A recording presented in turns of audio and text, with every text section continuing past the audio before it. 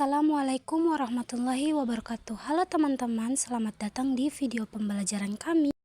Perkenalkan, kami dari kelompok 2, Rinawati Tiflan dan Nur Anissa. Ini kami akan membahas tentang matematika merupakan bagian dari pendidikan dan sains.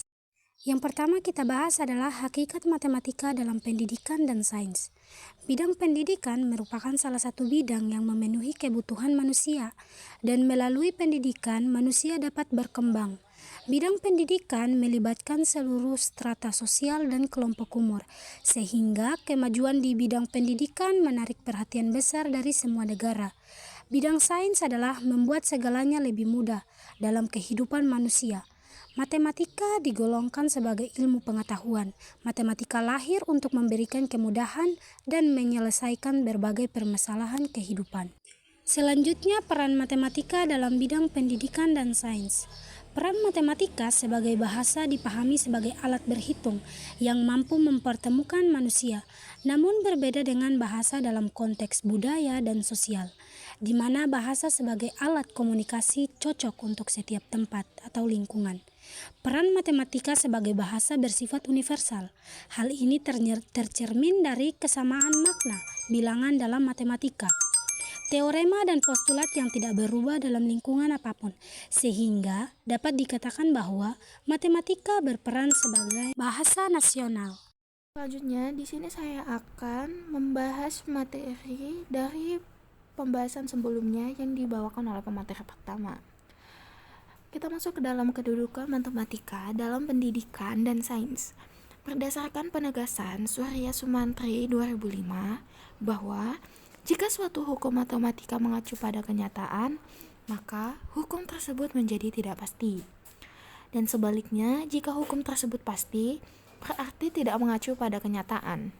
Arus formalisme menimbulkan gambaran bahwa matematika hanyalah suatu teknik menciptakan simbol-simbol berdasarkan aturan-aturan tertentu untuk menciptakan suatu sistem pernyataan-pernyataan berulang yang koheren dan tidak bermakna. Dalam hubungan antara matematika dan filsafat, bidang filsafat matematika terbagi secara sistematis, yaitu yang pertama epistemologi matematika, yang kedua ontologi matematika, yang ketiga metode matematika, dan yang keempat struktur logis dari matematika. Selanjutnya, perspektif matematika dalam pendidikan dan sains. Pembelajaran matematika merupakan sarana untuk membantu manusia memahami hakikat, fungsi, kedudukan matematika, dan penerapannya dalam memecahkan masalah. Belajar matematika juga merupakan salah satu cara untuk meningkatkan kemampuan matematika dan berpikir logis.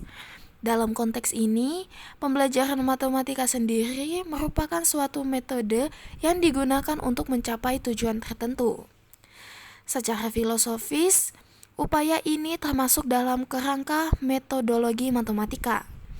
Penerapan pembelajaran matematika pada dasarnya melibatkan 3 aturan utama, yaitu input, proses, dan output. Proses pembelajaran matematika dari sudut pandang epistemologis mendorong guru untuk sebagai pendidik untuk menguasai ilmu-ilmu pendidikan, bahan penelitian matematika, dan konsep matematika abstrak yang berkaitan dengan prinsip sebab akibat timbul abstraksi matematika. Oleh karena itu, sebagai seorang pendidik, kebutuhan penguasaan konsep dasar matematika dan ke dalam materi pembelajaran tentunya harus dikuasai oleh pendidik. Itu saja yang bisa dipaparkan. Terima kasih.